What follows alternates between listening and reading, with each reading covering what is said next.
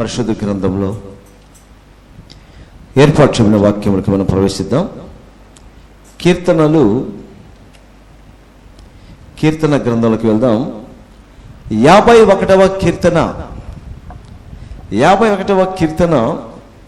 15వ వచనాన్ని మనం చదువుకుందామండి.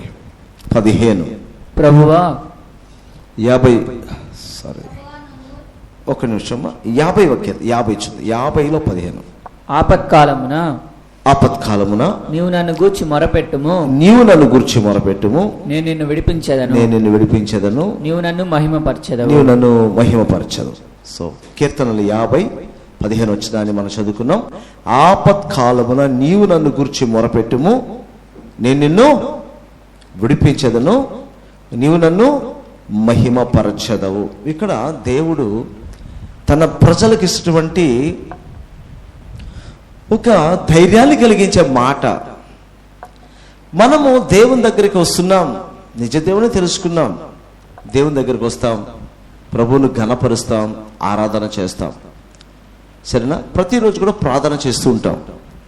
తీరా మన జీవితాలు ఎప్పుడైనా కొన్ని ఆపత్కాలం లాంటి పరిస్థితులు వస్తాయి, అంటే సమస్యలు, కష్టాలు, వేదనలు, బాధలు, కన్నీళ్ళు, ఇలాంటి పరిస్థితులన్నీ కూడా ఆపత్కాలం. ఈ ఆపత్కాలం వచ్చినప్పుడు సర్వసాధారణంగా ప్రజలు ఏం చేస్తారంటే, ఎవరైనా కావచ్చు, దేవుని ప్రజలు కావచ్చు, అన్ని జనులు కావచ్చు, సహజంగా ఏ మనిషి అయినా తనకు కష్టం రాగానే తాను మొదట మనిషిని ఆశ్రయిస్తాడు. అది మనుషులకు అలవాటు. ఎందుకంటే మనిషి తన కంటికి కనిపిస్తాడు కాబట్టి కంటికి కనిపించే మనిషిని తను ఆశ్రయిస్తాడు. కంటికి కనిపించని దేవుని ఆశ్రయించడం అన్నది మొదటగా వాళ్ళు గుర్తుకు రాదు, కొంతమందికి చెప్తున్నారు. అందుకని దేవుడు ఏం చెప్తున్నాడంటే, సాధారణంగా ప్రజలు తమ కష్టం వచ్చినప్పుడు ఆ మనిషి, ఈ మనిషి, వాళ్ళ దగ్గరికి వెళ్దాం, వీళ్ళ దగ్గరికి వెళ్దాం, వాళ్ళ దగ్గరికి వెళ్తే నా యొక్క సమస్య క్లియర్ అయిపోతుందేమో, వీళ్ళ దగ్గరికి వెళ్తే నా కన్నీటి వాళ్ళు తుడుస్తారేమో, ఫలానా వాళ్ళ దగ్గరికి వెళ్తే వాళ్ళు నన్ను ఆదరిస్తారేమో, వారైతే ఈ కష్టం నుంచి, శ్రమ నుంచి విడిపించగలరేమో అన్నటువంటి ఆలోచన సాధారణంగా మనుషులందరూ కలుగుతుంది. మిగతా సమయంలో వాళ్ళ భక్తిని వాళ్ళు ప్రదర్శిస్తుంటారు. అంటే వాళ్ళు దేవుని దగ్గర మరి ప్రార్థన చేసుకోవడం కావచ్చు, రోజు ప్రార్థన కావచ్చు, లేదా స్తుతించడం కావచ్చు, ఆరాధన చేయడం కావచ్చు, దేవుని పరిచయం వాడపడడం, ఇవన్నీ ఒక క్రమంగా చేసుకుంటూ పోతారు. కానీ ఒక ఆపత్కాలం వచ్చినప్పుడు మాత్రం ఏమవుతారంటే, వాళ్ళు మనుషులు ఆశ్రయించడానికి వాళ్ళు సిద్ధపడుతుంటారు. అందుకని దేవుడిని చెప్తున్నా తెలుసా, మీరు సాధారణంగా ప్రార్థన చేయడం మాత్రమే కాదు, మీరు స్తుతించడం, ఆరాధించడం మాత్రమే కాదు, నా లేఖనాలు ధ్యానించడం మాత్రమే కాదు, మీరు చేయాల్సింది ఏంటి తెలుసా, ఆపత్కాలంలో కూడా మీరు నాకు మొరపెట్టి అనుభవం మీకు ఉండాలి. హల్లెలూయా. మీకు అర్థమైంది అనుకుంటా. నేను అన్నీ చేస్తారు, అన్నీ. కానీ కష్టం వచ్చేసరికి ఎంత భక్తుడైనా, ఎంత విశ్వాసైనా మొదట మనుషుని వెతుకుతారు. అది వద్దు అంటున్నారు. ఎందుకంటే ఈ వచనం చదివినప్పుడు ఆపత్కాలం నువ్వు నన్ను గురించి మొరపెట్టుము, ఆపత్కాలమున నీవు నన్ను గురించి మొరపెట్టుమని పర్టికులర్గా దేవుడు చక్కగా రాయించాడు. అప్పుడు సాధారణంగా అందరూ ఎలా ఆలోచిస్తారంటే, ఏంది దేవుడు ఇలా అంటాడే, రోజు ప్రార్థన చేస్తున్నాను కదా, నేను ప్రతిరోజు ఆయనకి కదా మొరపెట్టు, మరి ఆపత్కాలమున నీవు నాకు మొరపెట్టు అంటున్నాడు. ఏంది అయినా నేను రోజు ప్రార్థన చేస్తలేదా? అంటే ఆపత్కాలం వచ్చినప్పుడు మాత్రమే మొరపెట్టమని దేవుడు చెప్తున్నాడా? మిగతా టైంలో ప్రార్థన చేయవద్దంటున్నాడా? అంటే కొంతమంది మిడిమిడి జ్ఞానంతో ఎలా ఆలోచిస్తారు అంటే, దేవుడు అంటే రోజు ప్రార్థన చేసుకోవద్దు, నువ్వు ఎప్పుడన్నా నీ కష్టం వచ్చే ప్రార్థన చేయరా నాయనా అని చెప్తున్నాడు వాక్యంలో అన్నట్టుగా అర్థం చేసుకునే అమాయకులు కూడా ఉన్నారు. రోజు నువ్వు ప్రార్థన చేసుకుంటావు అనుకో, ఈ వాక్యం ఎందుకు చెప్తాను నాయనా, రోజు ఎందుకు ఇలా ప్రార్థన చేసుకుంటావు, వాక్యం ఏం చెప్తుంది సార్, ఆపత్కాలమున నన్ను గురించి మొరపెట్టు, నేను విడిపిస్తా అంటున్నాడయ్యా దేవుడు. అంటే నువ్వు రోజు ప్రార్థన చేసుకోనక్కర్లేదు, కష్టం వస్తే ప్రార్థన చేసుకుంటారా దీని అర్థమో అని దాన్ని వక్రీకరించేస్తారు. అంటే ఒకటి, వాళ్ళకి సరైనటువంటి అవగాహన లేక అవగాహన లేక వాళ్ళు అక్కడ అక్షరార్థంగా ఉన్న విషయాన్ని వాళ్ళు సరిగా గ్రహించలేక అపార్థం చేసుకుంటారు. కానీ దాని అర్థం అది కాదు. మనం రోజు ప్రార్థన చేసుకుంటాం దేవునికి, అలా చేయమని వాక్యం చెప్తుంది. కానీ ఆపత్కాలం వస్తే ప్రార్థన కన్నా ముందు మనుషులు మనం ఆశ్రయించేస్తుంటాం. ఇలా చాలా ఎక్కువ మంది ఇలాగే ఉంటారు. చాలా తక్కువ మంది ఆపత్కాలం రోజు ప్రార్థన చేస్తున్నప్పటికీ కూడా ఆపద పర్టికులర్గా మొదట దేవుని దగ్గరికే వాళ్ళు రావడం వాళ్ళు అలవాటు చేసుకునే వాళ్ళు కొద్దిమంది ఉంటారు. అంటే దేవుని శక్తిని ఎరిగిన ప్రజలు. ఈ దినాల్లో ఎంతమంది ఉన్నారండి దేవుని శక్తిని ఎరిగిన ప్రజలు? వాస్తవం చెప్పండి, చాలా తక్కువే. దేవుని తెలుసుకునే వాళ్ళు చాలా మంది ఉన్నారు. ప్రభువైన యేసుక్రీస్తు నిజమైన దేవుడని, రక్షకుడని తెలుసుకొని ఆయన స్వీకరించిన ప్రజలు రోజు రోజుకి పెరుగుతున్నారు. సంతోషమే, మంచిదే. దేవుని జ్ఞానాన్ని తెలుసుకునే వాళ్ళు కూడా ఉన్నారు, మంచిదే. కానీ దేవుని శక్తిని తెలుసుకున్న ప్రజలు తక్కువ మందే. దైవ జ్ఞానం ఎంతో పొందినప్పుడు కూడా వాళ్ళు దేవుని శక్తిని రుచి చూడని కారణం చేత వాళ్ళు కూడా ఏం చేస్తారంటే సాధారణ ప్రజల్లాగే ఆపత్కాలం వారికి వచ్చినప్పుడు వాళ్ళు ఏమవుతారు తెలుసా? దేవుని దగ్గర మొరపెట్టగా మనుషులు ఆశ్రయించడానికి వాళ్ళు ప్రయత్నం చేస్తుంటారు. సో దేవుడు ఏం చెప్తాడంటే, నువ్వు రోజు ప్రార్థన చేస్తున్నావు లేదని చెప్పలే, కానీ ఆపత్కాలం వచ్చినప్పుడు నువ్వు ప్రార్థన చేయగలుగుతున్నావా, లేక మనుషుల వైపు చూడడానికి నువ్వు ప్రయత్నం చేస్తున్నావా అన్న ఉద్దేశంతో ఈ వాక్యం ద్వారా దేవుడు మనతో మాట్లాడుతున్నాడండి.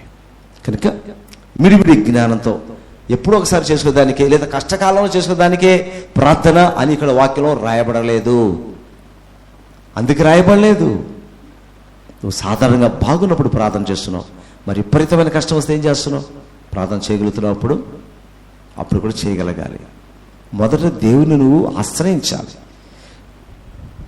ఆపత్కాలం నీవు నన్ను గురించి మొరపెట్టుము, నేను నిన్ను విడిపించేదను, నీవు నన్ను మహిమపరచదవు. ఎందుకంటే దేవుని యొక్క శక్తి నువ్వు రుచి చూడే అనుభవం రావాలి నీ జీవితంలో.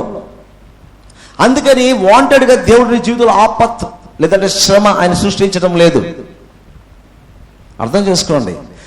ఆయన శక్తిను తెలుసుకోవాలి, ఆయన కోరిక నిజమే. అలాగని నీకేదో కావాలని ఆయన ఏదో కష్టం ఇస్తున్నాడనో, కావాలనో శ్రమలు పెట్టి ఆ తర్వాత తన శక్తిని నిరూపించుకుంటున్నాడనో అలా అనుకోవద్దు.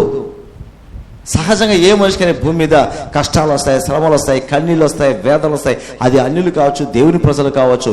అయితే అన్యులు వారి విధానం వాళ్ళు వెళ్ళిపోతారు, వారిని పక్కన పెడితే దేవుని ప్రజలైన వారు రోజు ప్రార్థన చేస్తారు. కానీ కష్టకాలంలో కూడా దేవుని వైపుకి తిరిగి ప్రార్థన చేసే అనుభవం ఉన్నప్పుడే వారు దేవుని యొక్క శక్తిని రుచి చూస్తారు. దేవుని యొక్క జ్ఞానాన్ని పొందడం ఎంత అవసరమో, దేవుని జ్ఞానం వద్దునే చెప్పట్లేదు, దేవుని జ్ఞానాన్ని పొందవద్దని చెప్పట్లేదు. దేవుని జ్ఞానం పొందడం ఎంత అవసరమో దానికి సరి సమానంగా దేవుని శక్తిని పొందడం అంతే అవసరం. దేవుని శక్తిని పొందడం అంతే అవసరం. మనం రుచి చూడకపోతే ఇతరులకు ఎలా చెప్పగలం? నా దేవుడు గొప్పోడని ఎలా చెప్తావు? జస్ట్ వినడం వల్ల చెప్తావా? జస్ట్ చదవడం వల్లే నువ్వు చెప్తున్నావా? చదివి చెప్పడం చాలామంది చేస్తుంటారు, కానీ నీ జీవితంలో అనుభవించి చెప్పావా? దేవుని శక్తి ఇలా ఉంటుందండి. బైబిల్లో ఎన్నో దేవుని శక్తిని కనుపరిచే విషయాలు ఉన్నాయి. దేవుడు తన శక్తిని నిరూపించుకున్న సందర్భాలు చాలా బైబిల్లో ఉన్నాయి. ఆపత్కాలం వచ్చినప్పుడు మరి దేవుని యొక్క ప్రజలు, సేవకులు లేక అపోస్తులు, భక్తులు వారి ప్రార్థన చేసినప్పుడు దేవుడు తన శక్తి గల కార్యాన్ని వారి పట్ల జరిగించాడు, వారిని విడిపించాడు. అవన్నీ మనం చదువుతున్నాం, వివరించుకోవటం మంచిదే. కానీ అలా చదివిన వాటిని మన వ్యక్తిగత జీవితాల్లో మనం అనుభవించగలగాలి. వాళ్ళు మాత్రమే కాదు, మనము కూడా మన వ్యక్తిగత జీవితం అనుభవించాలి. కేవలం చదువుకునే దానికి, వివరించుకునే దానికి మాత్రమే కాదు బైబిల్ ఇచ్చింది.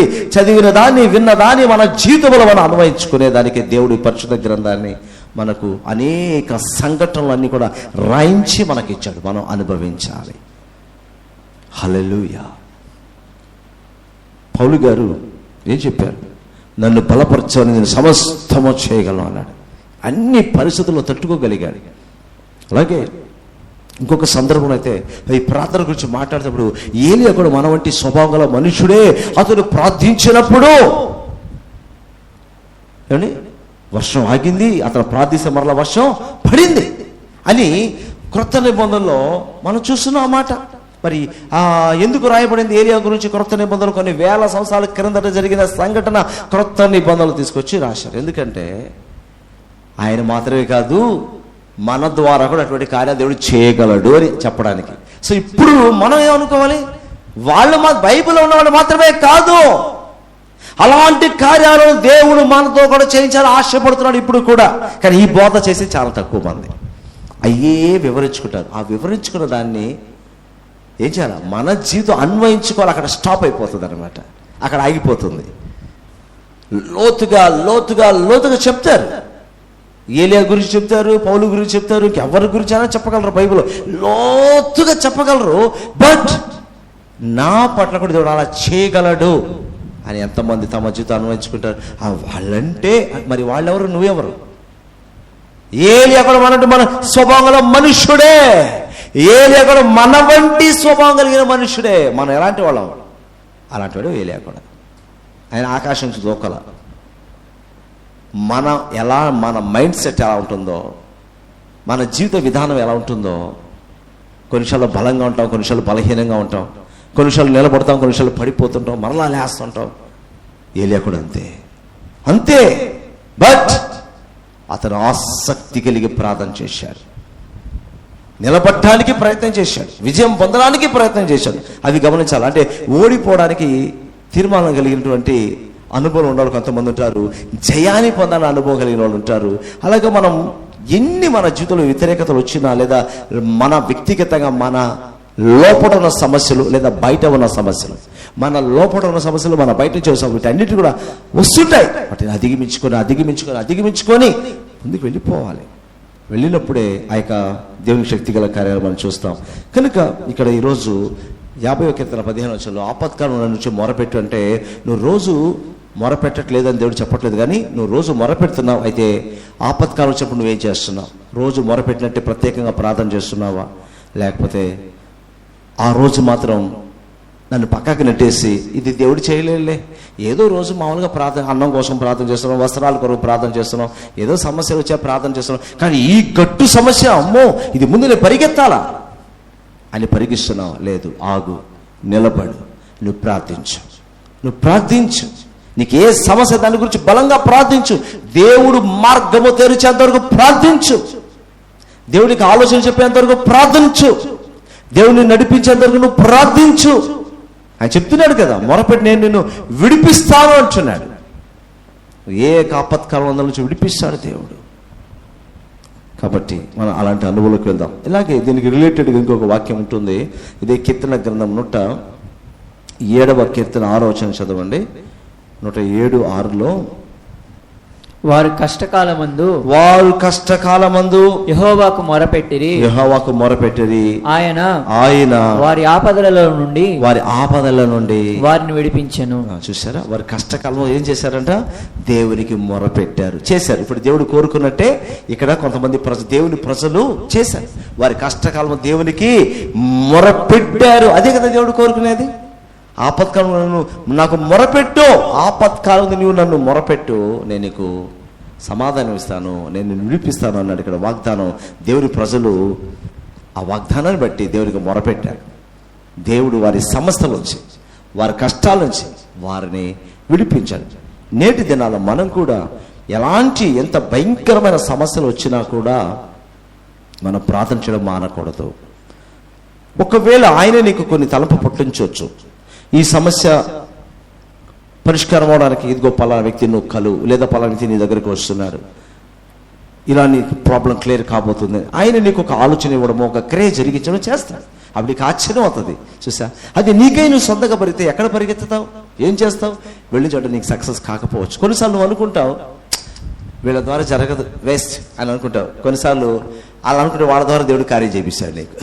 దేవునికి స్తోత్రం. ఆశ్చర్యంగా ఉంటుంది. అరే వీళ్ళ ద్వారా జరగదు అనుకున్నాను నేను, చివరికి వాళ్ళ ద్వారా జరిగేది ఏంటి? సో మన ఆలోచన వేరే, దేవుని ఆలోచన వేరే. అందుకని మనం దేవుని సన్నిధిలో ప్రార్థన చేసేటప్పుడు కనిపెట్టాలి, ఆలోచన చేయాలి, దేవుని ఆలోచన స్వీకరించాలి. మనం ప్రార్థనలో ఉంటూ దేవుని ఆలోచన స్వీకరించాలి. అది ఎప్పుడు స్వీకరించగలుగుతావు అంటే ప్రార్థనలో కనిపెడుతూ ఉన్నప్పుడు. అంటే ప్రార్థన చేసిన తర్వాత కొంతసేపు నువ్వు మౌనముగా దేవుని సన్నిధిలో గడపాలి, ప్రశాంతంగా ఉండాలి. అప్పుడు దేవునికి ఆలోచన నువ్వు స్వీకరించగలవు, దేవుడిచ్చే ఆలోచన నువ్వు గ్రహించగలుగుతావు. ఆ తర్వాత దేవుడు తన పరిశుద్ధ లేఖనాల ద్వారా కూడా ఆలోచనను స్థిరపరుస్తాడు. అప్పుడు నీకు ఆలోచన రాగానే పరిశుద్ధ గ్రంథం నుంచి ఖచ్చితంగా పరిశుద్ధాత్మ దేవుడు నీకు గుర్తు చేస్తాడు. ఇదిగో పలానా సంఘటన ఎలా జరిగింది కదా, నీకు అదే దేవుడు ఆలోచన ఇచ్చాడు. లేదా లేఖనాల నుంచి ఒక జ్ఞానాన్ని, ఒక ఆలోచన పుట్టిస్తాడు ఆ సమయంలో. లేదంటే ఒకసారి డైరెక్ట్ కార్యాలు కూడా జరిగిపోతాయి. నీకే అర్థం కాదు, ఎట్లా జరిగింది కూడా నీకు అర్థం కాదు, నీకు ఆలోచన రాదు. నీకు దేవుడు కొన్నిసార్లు ఆలోచన కూడా ఇవ్వడు, నువ్వు ఎదురు చూస్తానే ఉంటావు, కానీ కార్యాలు జరిగిపోయి అసలు ఎలా జరిగిందో నీకు అర్థం కాదు. మళ్ళీ కానీ కార్యం నువ్వు అనుకున్న కార్యం అయితే జరిగిపోదు. లేదా నువ్వుకున్న సమస్య నుంచి విడుదల అయిపోయి ఉంటావు, కానీ ఎట్లా జరిగిందో నీకు అర్థమే కాదు. ఆశ్చర్యంతో దేవుని ఘనపరుస్తావు. హల్లెలూయా. చూడండి, ఇంకొక వాగ్దానం కూడా చూద్దాం. 91వ కీర్తనకు వస్తే దేవుడు ఎంత చక్కటి వాగ్దానం చేస్తున్నాడు చూడండి. 91వ కీర్తన 15వ వచనం. అతడు నాకు మొరపెట్టగా నేను అతనికి ఉత్తరం ఇచ్చేదను. శ్రమలో నేను అతనికి తోడై ఉండేదను. అతన్ని విడిపించి అతని గొప్ప చేసేదను. మరొక అద్భుతమైనటువంటి వాగ్దానం గమనించండి.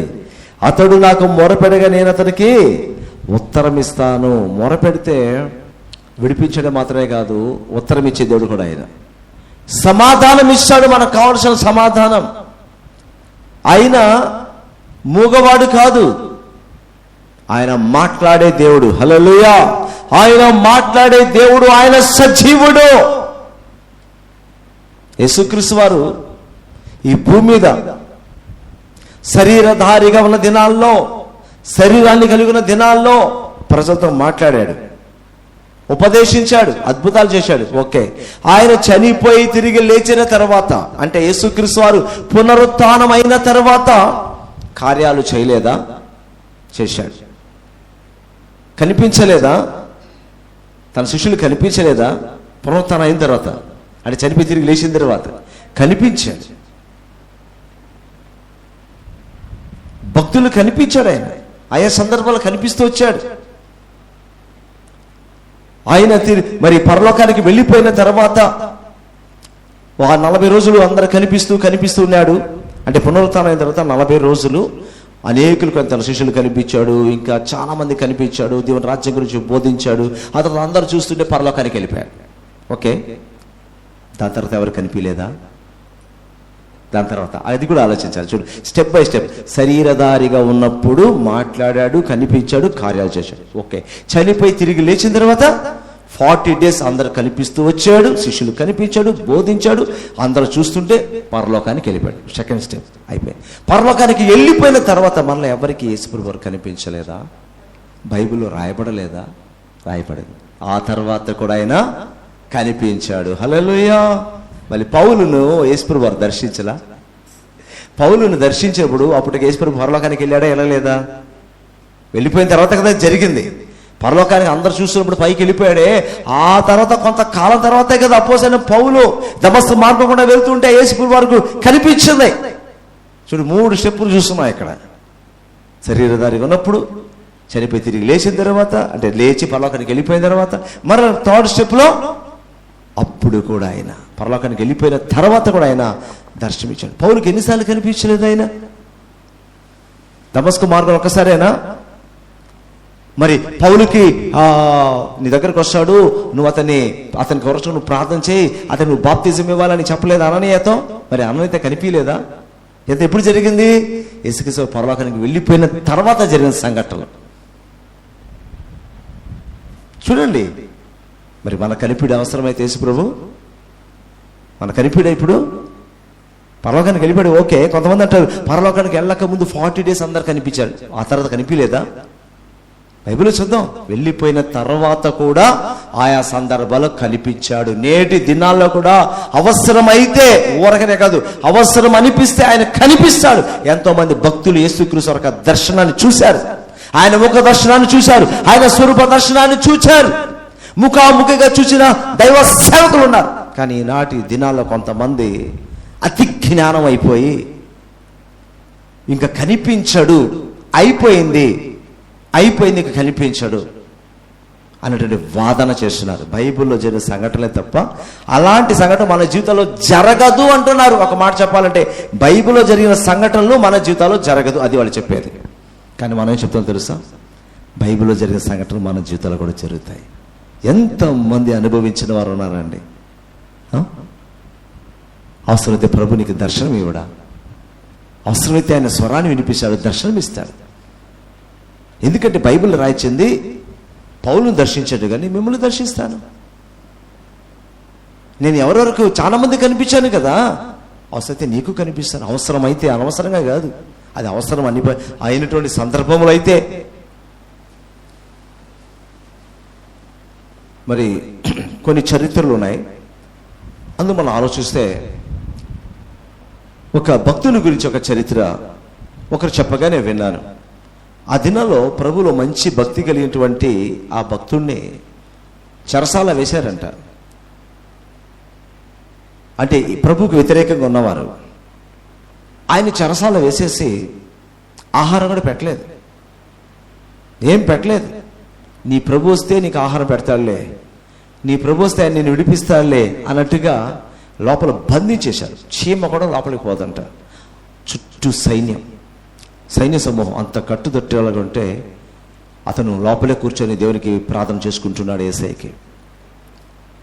సడన్గా ఒక స్వరం బయటకు వినిపిస్తుందంట సైనికులకి. ఏంది ఇతను మాట్లాడుతున్నాడు ఎవరితో? ఒక మనిషితో ఇంతవరకు ప్రార్థన చేసుకుంటున్నాడు, అది వేరే. ఇప్పుడు ముఖాముఖిగా ఒక వ్యక్తితో మాట్లాడుతున్నట్టుగా ఉన్నాడు. ఏంది ఇతను లోపల? అసలు ఏం జరుగుతుంది లోపల? ఇతను ఒక్కడే కదా ఉండేది లోపల, ఎవరితో మాట్లాడుతున్నాడు అని ఆ సైనికులు వారు ఆ కిటికీ తీసి లోపలికి చూస్తే అంత పిల్లోడు ఉన్నాడట. అంత పిల్లోడు. ఆ పిల్లోడితో భక్తుడు మాట్లాడుతూ ఉన్నాడంట మోకరించి దాని. అందుకనే అక్కడక్కడ మనం చూస్తున్నాం, ఒక ఆయన ఆ బిడ్డను ఎత్తుకున్నట్టుగా బొమ్మ పెట్టుకుంటారు. ఈ రోమన్ క్యాథలిక్ చర్చెస్లో చూస్తే ఈయన ఎవరు అనుకుంటారు. కొంతమంది మరియమ్మ ఎత్తుకుంది కదా, ఈయన ఏసేపు ఏమో అనుకుంటారు. మరియమ్మ ఎత్తుకొని ఉంటుంది కదా, అక్కడక్కడ బొమ్మ చూసాం కదా. సో ఈ మగవాయిని చూసేసరికి ఈయన ఏసేపు అయి ఉంటాడు. ఏసేపు కాదండి, సెయింట్ అంతోని, భక్తుడైనటువంటి అంతోని. చాలామంది ఆ పేర్లు కూడా పెట్టుకుంటుంటారు. ఆయన అలా చూశాడు కాబట్టి ఆయన అలాగ వాళ్ళు విగ్రహాధన. కానీ విగ్రహాధన చేయమని బైబిల్ ఎక్కడ చెప్పట్లేదు. వాళ్ళు ఆ భక్తులు కూడా ఏం చెప్పలా, కానీ వీళ్ళు అలా చేసుకొని చేస్తున్నారు. సో ఎందుకు చెప్తున్నారంటే సెయింట్ అంతోని చర్చెస్ కూడా చాలా ఉన్నాయి. ఎందుకు చెప్తుంటే భక్తులు వాళ్ళు ప్రభువును చూశారు, కానీ వాళ్ళేమి తనని కొలవమని చెప్పలేదండో, ఎవరు చెప్పాలి, వీళ్ళు చేస్తున్న పనులు అది. అందుకని యేసన్న గారు ఒక మాట చెప్పారంట. ఆయన చచ్చిపోయడానికి ముందు, దయచేసి మీరు నాకు ప్రత్యేకంగా సమాధులు అవి పెట్టి చేశారంటే వీళ్ళందరూ చేసి యేసుప్రభు దగ్గరకు వచ్చేసి నా దగ్గర కూడా వచ్చేసి ఇంకా మొక్కుని ఏదేదో చేసేస్తారు, అలాంటివి ఏం జరగకుండా జాగ్రత్త చూడండి అని చెప్పాడంట ఆయన. మన వాళ్ళు చిన్నటోళ్ళు కాదు, ఒక మంచి భక్తుడు అనుకో, ఆయన దగ్గర గొప్ప ఆయన కూడా దేవుడు చేసేస్తారు. వీళ్ళు ఆయన కూడా వెళ్ళి దండలు వేసి దండం పెడతారు. అలాంటి మనుషులు వాళ్ళు చెప్పరు పాపం, వీళ్ళు చేస్తారు ఆ పనులు. దేవుడు చెప్పడు, భక్తుడు చెప్పడు. ఈ మనుషులు ఏం చేస్తారంటే ఆయన మంచి భక్తుడు అయ్యా, ఆయన కూడా మొక్కదాం. వీళ్ళు సొంతగా చేసే పనులు అంటే. సో ఇవన్నీ మనం పక్కకు వచ్చేస్తే ఎందుకు చెప్తున్నా అంటే, మనము బైబిల్ ఉన్న సంఘటనలు మన వ్యక్తిగత జీవితంలో కూడా అవసరాన్ని బట్టి కొన్ని జరుగుతాయి. అలాగని మళ్ళీ కొంతమంది విపరీతంగా మాట్లాడాడు. అవునండి, బైబిల్ ఎర్ర సముద్రం చీలింది, నువ్వు కూడా ఎర్ర సముద్రం చీల్చి, నీ ద్వారా కూడా దేవుడు సముద్రం చీలిపిస్తాడా? అవసరమైతే చీలిపిస్తాడంతే. అవసరం అయితే, లేదా ఎందుకు చేస్తాడా?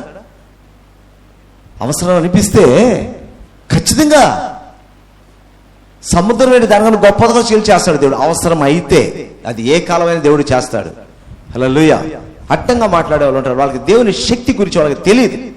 దేవుడు ఇప్పటికి తాకుతాడని, స్వస్థపరుస్తాడని, దెయ్యాలని వెళ్ళగొడతాడని, ఆయన దర్శిస్తాడని, తన భక్తులను దర్శిస్తాడని, మాట్లాడతాడని, వాక్యం ద్వారా మాట్లాడతాడు, దర్శనాల ద్వారా మాట్లాడతాడు, కళల ద్వారా మాట్లాడతాడు, మనుషుల ద్వారా మాట్లాడతాడు, సేవకుల ద్వారా మాట్లాడతాడు. ఆయన ఎవరిని ఎన్నుకునే వారి ద్వారా ఆ విధానంలో తన భక్తుని దర్శిస్తాడు, ధైర్యపరుస్తాడు.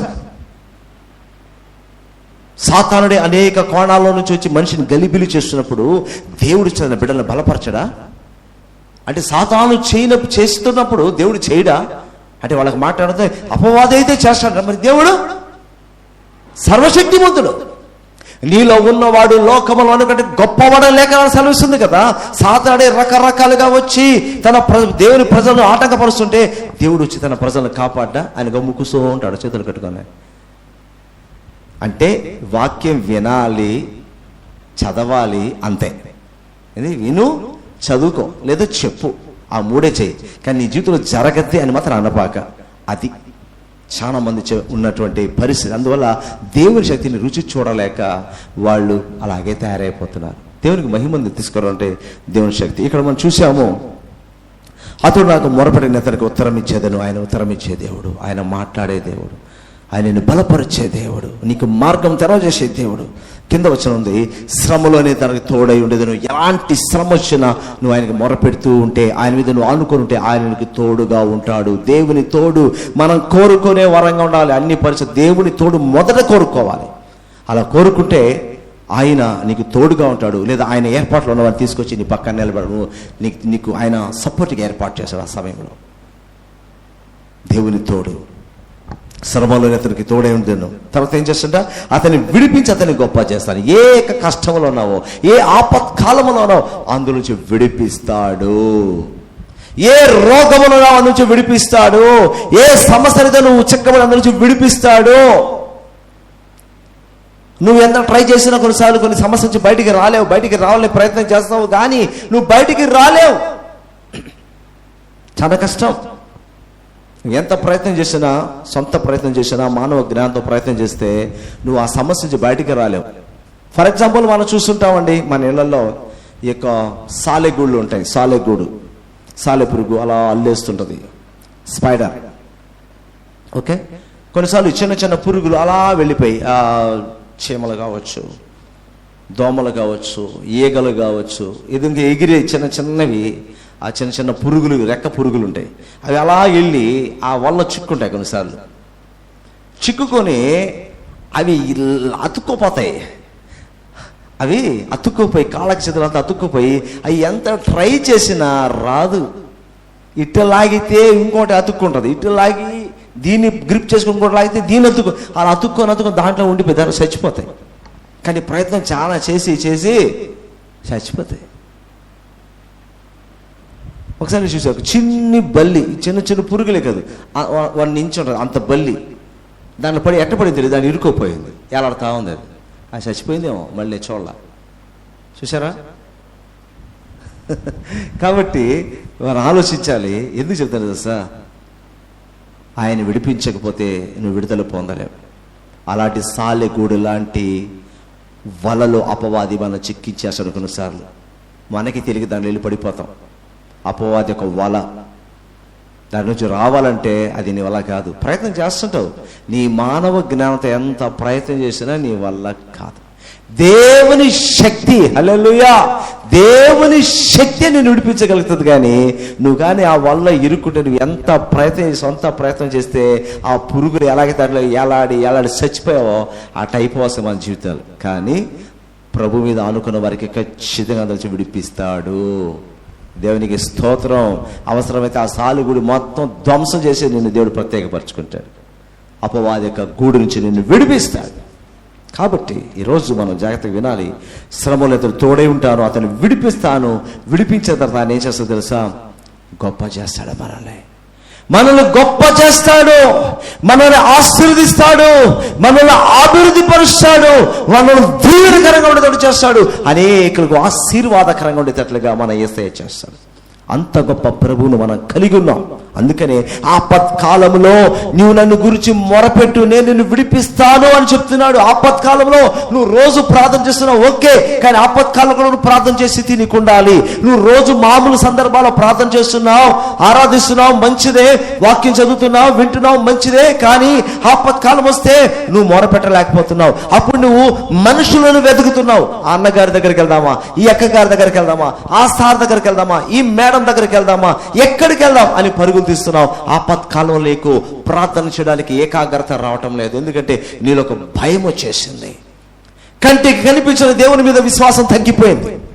దేవుడు కంటికి కనిపించట్లేదు కదా, ఏమో అసలు నా ప్రార్థన దేవుడు వింటాడో వినడో, అసలు దేవుడే ఉన్నాడో లేదో అని అయోమయ పరిస్థితి కూడా ఆ యొక్క శ్రమల్లో వచ్చేస్తుంది. ఇంతకాలం విశ్వాసంగా ప్రార్థన చేసిన వ్యక్తి కూడా కష్టం ఎక్కువైపోయేసరికి అసలు దేవుడు ఉన్నాడా, నేను వ్యర్థంగా కూర్చొని దేవా దేవా దేవా అని ప్రార్థన టైం అంతా వేస్ట్ చేస్తున్నానా, ఓకే వద్దు, నేను చేసుకుంటా, కొంతైనా జరుగుద్ది అని ఆ పరిస్థితిలో కొంతమంది చేసే పరిస్థితులు ఇలా ఉంటాయి. అందరూ ఇలా ఉంటారని చెప్పట్లేదు, ఎక్కువ మంది ఇలాంటి వాళ్ళే ఉంటారు. ఆపత్కాలంలో నిలబడలేరు. అన్ని పరిస్థితుల్లో నిలబడతారు, కానీ ఆపత్కాలం నిలబడడం కొద్దిమందే. కానీ మనం అందరూ నిలబడాలి. దేవుని కోరిక, ఆయన కోరిక ఏం తెలుసు, కొద్దిమంది అలా ఉండాలి కాదు, అందరూ, ఆయన ప్రజలంతా అన్ని పరిస్థితుల్లో ఆయన మీద ఆనుకొని ప్రతి సమస్య విడిపిబడి ఆశీర్వదింపబడాలన్నదే దేవుని యొక్క ఉద్దేశం. ఏదో కొద్ది మందికే చేయాలని ఆయన ఉద్దేశం కాదు, అందరికీ చేయాలని కోరిక. సో మనమే కోల్పోతూ ఉంటాం కొన్నిసార్లు. కానీ దేవుడు ఎప్పుడు కూడా నేను చేయను అని చెప్పడు. ఆయన నేను కొద్ది మందికే చేస్తానని చెప్పట్లేదు. ఆయన ఆశ్రయించే వారందరికీ ఆయన సహాయం చేయగలిగినటువంటి దేవుడు, రక్షించగలిగినటువంటి దేవుడు. ఖచ్చితంగా ఆయన ప్రతి సమస్య నుంచి విడిపిస్తాడు. అయితే మనం చేయాల్సిన పని తెలుసా? మొరపెట్టాలి. ఆపత్కాలంలో కూడా మొరపెట్టే అనుభవం ఉండాలి. సాధారణంగా మొరపెట్టడం మాత్రమే కాదు, ఆపత్కాలంలో కూడా మొరపెట్టే అనుభవం మనకు ఉండాలి. ఈ అనుభవంలోకి వద్దాం. ఏ శ్రమలు అయితే ఉన్నందు నుంచి దేవుడు మనం విడిపిస్తాడు, ఆశీర్వదిస్తాడు, గొప్ప చేస్తాడు. ఖచ్చితం. నమ్మకంతో ప్రార్థన చేయి. వ్యక్తిగత ప్రార్థన ఉండు, సంఘ ప్రార్థన పాల్పొందు, నిర్లక్ష్యం చేయవద్దు. ప్రార్థన మీరు శోధనలకు ప్రవేశించుకున్నట్లు మెలకు కలిగి ప్రార్థన చేయండి. కాబట్టి ప్రార్థన జీవితంలో మెలకు ఉండాలి. మనకి దెబ్బ తగిలినప్పుడు మాత్రమే కాదు ప్రార్థన, దెబ్బ తగలక ముందే మన ప్రార్థన ఉండాలి. అలా ప్రార్థన కొనసాగితే దేవుడే మనల్ని తప్పిస్తూ వస్తాడు. ప్రభు సందేశం దీవించుగాక.